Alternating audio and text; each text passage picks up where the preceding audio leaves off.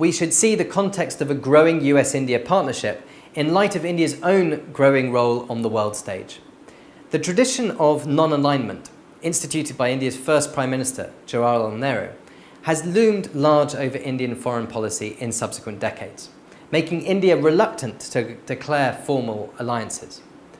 However, following the election of Prime Minister Narendra Modi, we have witnessed India assuming a much larger role both in regional and international fora. Whether it is for the first time inviting all of the SAARC heads of state to the inauguration, upgrading the Look East policy towards ASEAN countries and East Asia to an Act East policy, hosting the largest ever India-Africa summit in Delhi, establishing an official World Yoga Day with the United Nations, it's June 21st, representing the mantle of the developing world at climate change negotiations in Paris, or launching with France an international solar alliance at the same meeting.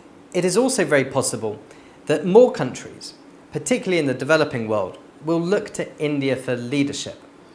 In a 2010 speech on the eve of President Obama's visit to India, then economic advisor Larry Summers outlined what he called the Mumbai consensus. In contrast to a Washington consensus based on laissez-faire capitalism, or a Beijing consensus based on state-led, export-powered authoritarian capitalism, more countries in the developing world might be most attracted to the Indian model. A democratic, in the words of Larry Summers, a democratic developmental state driven not by mercantilist emphasis on exports, but a people-centered emphasis on growing levels of consumption and a widening middle class. It will certainly be interesting to see how these relationships play out over the coming years, and we hope by now you share that interest.